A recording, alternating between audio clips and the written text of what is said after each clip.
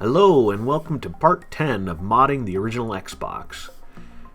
In today's video we're going to do an LPC rebuild on a 1.6 Xbox. As you can see here, this is the LPC. Where that little arrow is in the bottom right is pointing to pin 1. What we're going to be doing is soldering a header to this LPC so we can add a mod chip to it. On a 1.6 Xbox, some of the holes are not connected properly and they will need to have wires run across the board into various different spots. Let's begin. First of all, we're going to need a header, and we're going to put the header on the top of the motherboard starting with pin 1.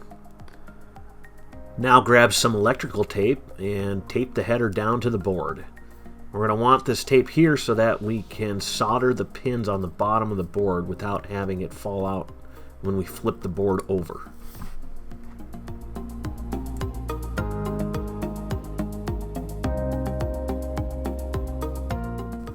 Now let's go ahead and add some flux to the board.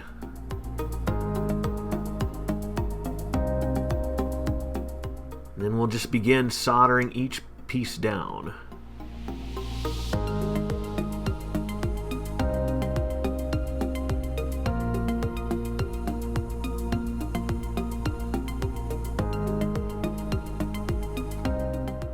And fast forward this so you don't have to sit through the whole thing.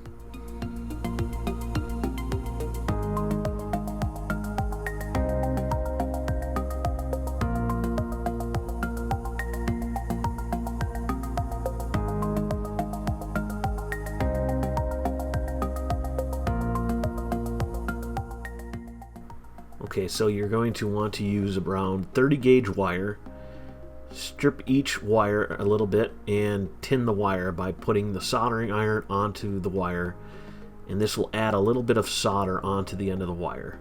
And then you're going to want to cut the wire just slightly so that only a little bit of the wire is exposed. Once you apply heat to the joint, the solder will suck the wire right in. I just wanted to pause really quick to show you the wiring diagram that I'm going to be using. This is for a 1.6 LPC rebuild. As you can see, all the points here require flux to get a good contact. And the other thing that we need to do is wire in the D0 point. So the D0 point requires this point to be wired to a ground. So we'll do that also. And basically what this connection does is it tells the Xbox to boot up off the mod chip. The last piece of wiring on our Aladdin chip is to wire the BT point. The BT point tells the mod chip it is on all the time.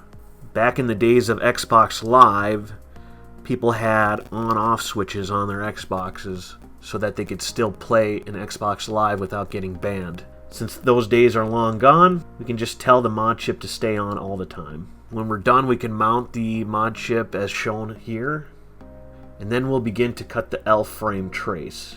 This is an optional step, but it's been said it will increase the lifespan of your Xbox if you cut this trace. Okay, this is the screenshot we seen earlier, but this one I numbered the entire pinout. The first one I'm going to do is number 11. I'm going to run a wire right to the point above R7P4. I've already ran the wire to port 11. Let's attach it to the via right above R7P4. So let's apply some flux to the board, and then we're going to add a little bit of solder to this point. Now I'm going to solder the wire straight to this point.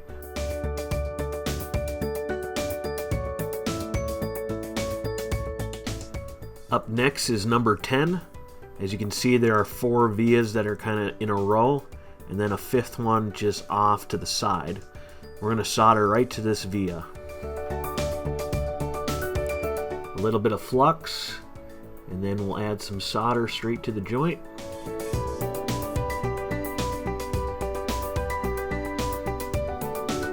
We're going to tin our wire, and then we're going to shorten the wire just a little bit. Now I'm going to add the wire straight to pin number 10. And I'm going to run the wire around these pins and tack it down here.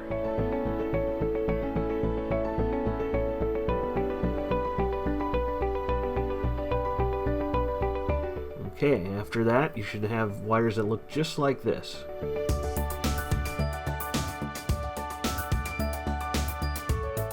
Next up is pin 9.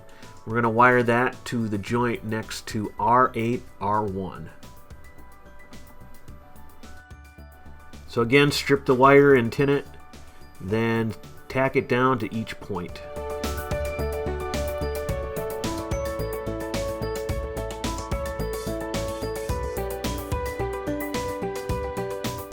Got 2 more left to go. Let's go down to pin 7. There's a very small wire that we'll need to connect from pin 7 right to the via next to it.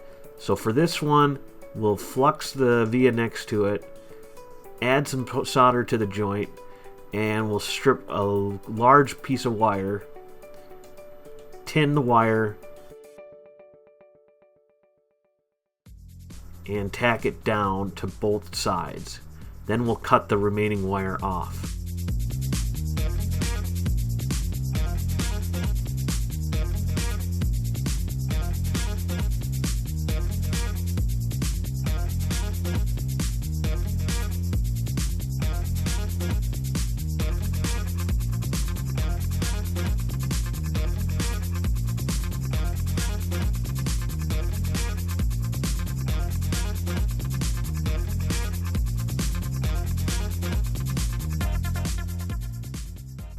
Now the last LPC wire that we need to do is from pin 8 down to the joint just to the left of C7T3.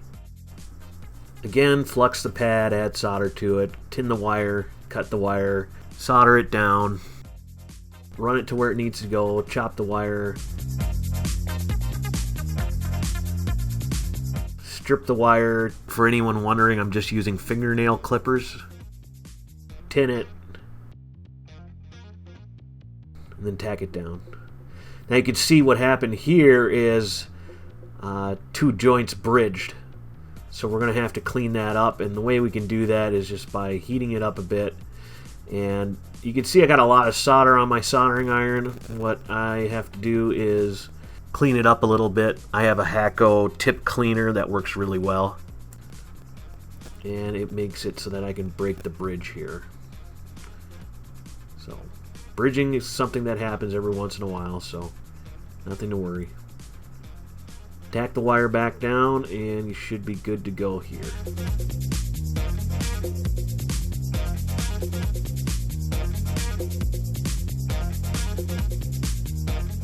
Now I wasn't too happy with how this wire was looking, so I decided to go back in here and re-add some solder to this joint and reattach the wire to it.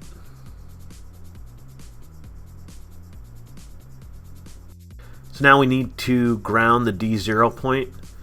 As you can see, here's where the D0 point is located. What we're going to be doing is adding some flux to the ground plate next to where that screw would come down. And then we'll add a blob of solder there and wire the D0 point straight to the ground.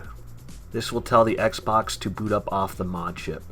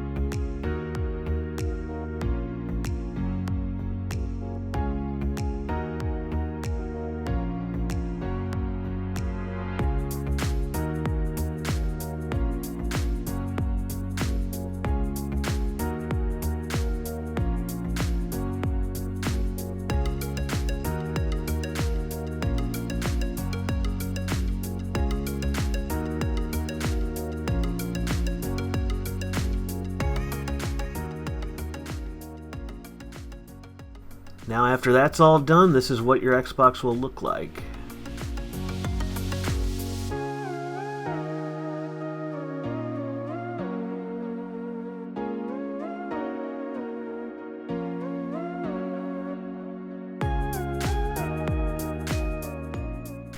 Now this is on the Modchip. We're going to have to wire up the BT point to tell the chip to stay on. So let's add a little solder to the pads here. And now I take a long wire that's been tinned and run it across both points and then cut the remaining wire off. Now I'm just going to clean the board up a little bit with some alcohol and a toothbrush. Be very careful not to rip any of the points off. I'm going to remove the tape from the top of the pins, and I'm going to pop the Modchip down onto the pins.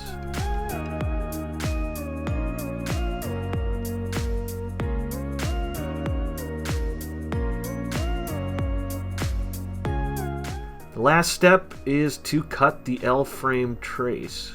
Using a X-Acto knife, I spent a little bit of time here cutting this trace. You want to be very careful how you do this, not to cut any neighboring traces.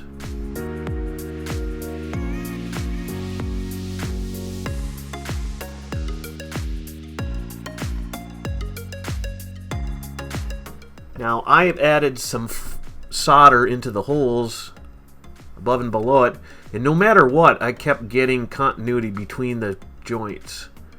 So I'm not sure if I didn't cut it deep enough. I did spend some time cutting it, or if it has continuity somewhere else and this bridge was just a shortcut. And that's all that there is to it. All you have to do is put your Xbox motherboard back in and start the thing up. You should see the Evox logo in the top left corner. Thanks for watching. Be sure to like, comment, and subscribe.